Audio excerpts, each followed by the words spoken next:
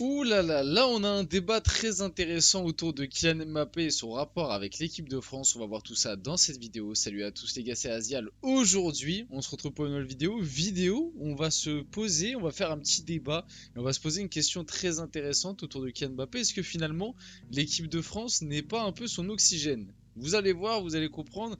On va se poser la question, est-ce que finalement l'équipe de France n'est pas l'endroit où Kylian Mbappé a le plus brillé et finalement ce n'est pas l'endroit où il a besoin d'être et que il a tort de négliger l'équipe de France et de vouloir se prioriser sur le Real Madrid, de louper certains rassemblements parce que sur les dernières années, on l'a vu et après on pourra un petit peu plus développer là-dessus, mais Kylian Mbappé, là où il a le plus brillé, ça reste quand même avec l'équipe de France. On n'oublie pas ces deux coupes du monde et même sur les dernières années, l'équipe de France a resté le bol d'air frais un peu de Kylian Mbappé, là où il s'est révélé à l'échelle mondiale du football.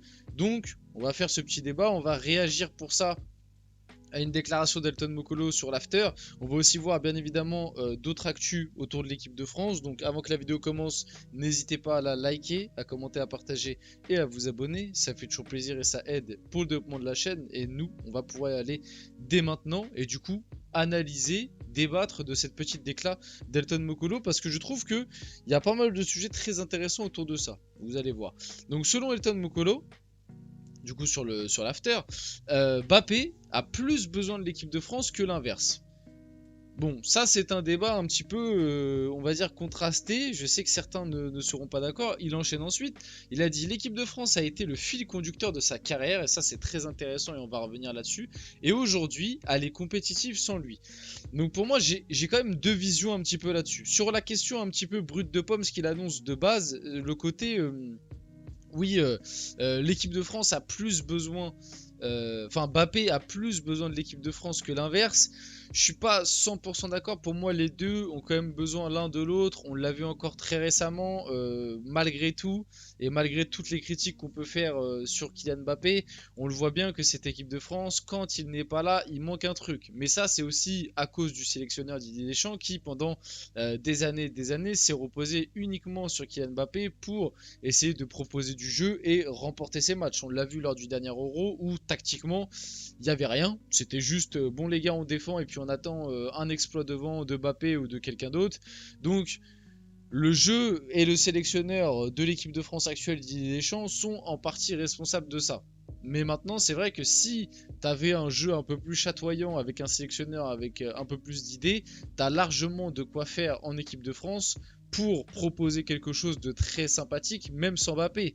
Si jamais, je sais pas, moi, tu avais un peut-être pas un Zidane, parce que pour moi Zidane ça reste quand même tactiquement dans le même esprit que Deschamps, même si certains me l'ont rappelé, Zidane il a gagné 3 Ligues des Champions et que le Real de Zidane proposait quand même un peu plus de jeu que l'équipe de France de Deschamps. Je suis d'accord avec vous. Maintenant j'ai envie de dire encore heureux que le Real de Zidane propose un peu plus de jeu que l'équipe de France de Deschamps, parce que t'as eu les meilleurs joueurs de ta génération à chaque poste quoi, quasiment en gros.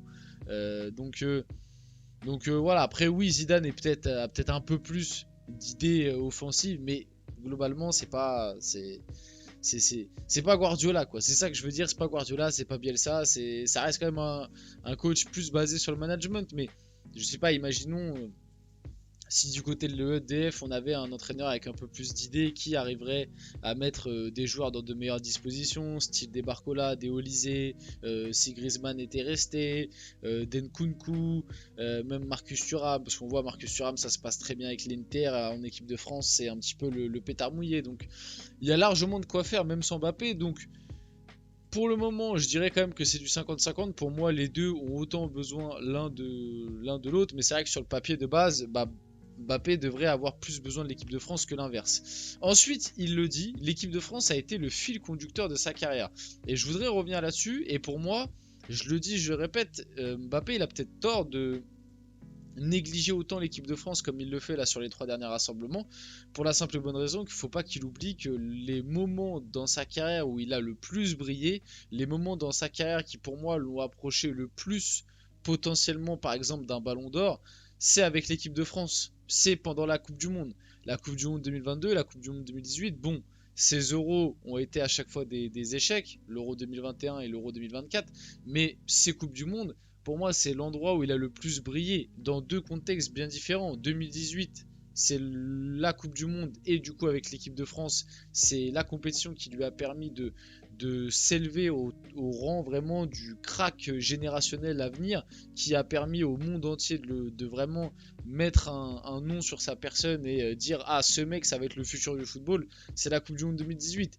On avait déjà vu de très belles choses à Monaco, sa première saison au PSG, ok, mais ça restait quand même encore dans dans la case espoir. On n'avait pas vraiment de réelle projection. Et là, Coupe du Monde 2018, il crève l'écran, même si c'est pas le seul qui crève l'écran dans cette équipe de France, mais il fait partie de ceux qui sortent du lot et il la gagne en plus au final. Donc il y a toute cette storyline autour de oui le successeur de Pelé, bref. Donc la Coupe du Monde 2018, son premier gros achievement qui lui permet de vraiment d'exploser à l'échelle mondiale, et la Coupe du Monde 2022 pour moi c'est le moment, encore une fois du coup avec l'équipe de France, c'est le seul moment où il était à quelques centimètres, quelques secondes de prendre le ballon d'or. La Coupe du Monde 2022, il est à quelques centimètres, le pied de Martinez. Voilà, il est à quelques centimètres de prendre son ballon d'or pour moi. Si Mbappé et l'équipe de France prennent la Coupe du Monde 2022, je pense qu'il est ballon d'or. Il y aurait eu un peu plus de débat avec Haaland, parce qu'il n'aurait pas eu la même aura que Messi.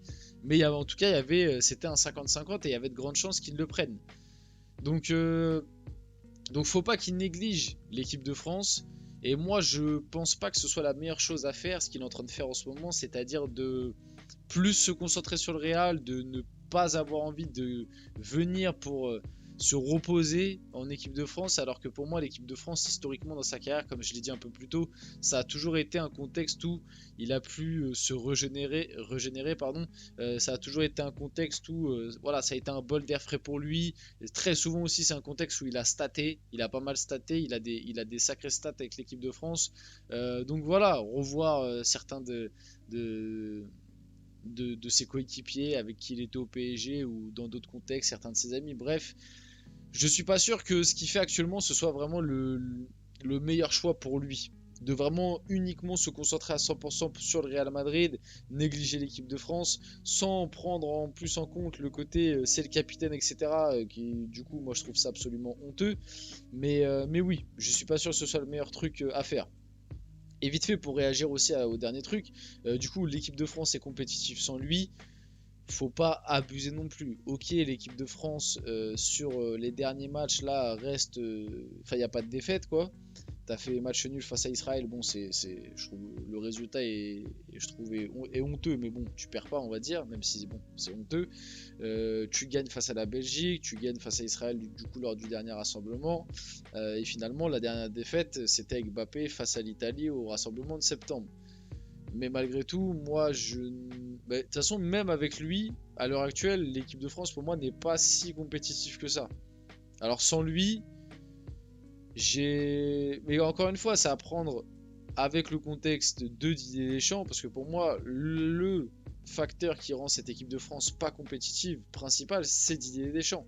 À l'heure actuelle, en tout cas, peut-être qu'il va trouver une nouvelle formule et en 2026, on redeviendra compétitif. On l'a vu lors de l'Euro 2024, on va en demi-finale, mais c'est vraiment un camouflet parce que pour moi, cette équipe de France là n'était absolument pas compétitive, il n'avait absolument pas les armes et les épaules, etc.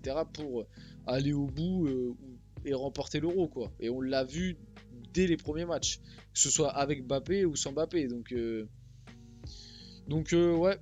Ouais, mais bon, hein, on sait, on va devoir se taper d'idées d'échange jusqu'en 2026. À part gros retournement de situation et peut-être un putsch, notamment mené par Mbappé, parce qu'apparemment il y aurait des petits trucs comme quoi Mbappé ne serait pas très satisfait de ce qui se passe dernièrement en équipe de France et notamment de certaines choses autour de Didier Deschamps. Donc on va suivre ça de près.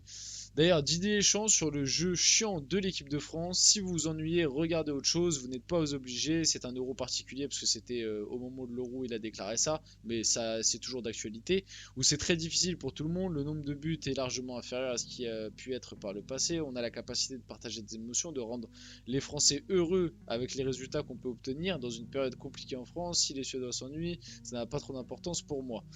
Bon. Cette déclat là de si vous n'êtes pas content, changez de chaîne. Bon, déjà, ça fait très très mal à l'image de l'équipe de France depuis l'Euro justement, parce que les chiffres depuis l'Euro ne font que de baisser, les chiffres d'audience. Et ouais, on est toujours dans la continuité, quoi. Cette équipe de France est très ennuyeuse. Pour moi, au-delà du jeu qui est chiant, c'est que même les résultats sont plus forcément satisfaisants, je trouve. Mais ça, c'est depuis un moment. Avant, Deschamps, il pouvait se camoufler derrière ça.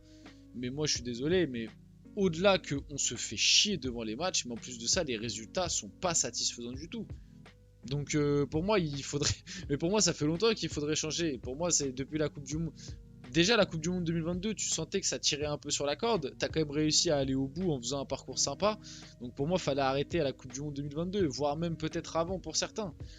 Mais oui, là, c'est forcé. Et franchement, j'ai aucun espoir pour cette équipe de France pour la prochaine compétition. On finit la vidéo là-dessus. J'espère que cette vidéo vous a plu. Si c'est le cas, n'hésitez pas à la liker, commenter, partager, vous abonner les gars. C'était Asial. On se retrouve très rapidement pour une prochaine vidéo.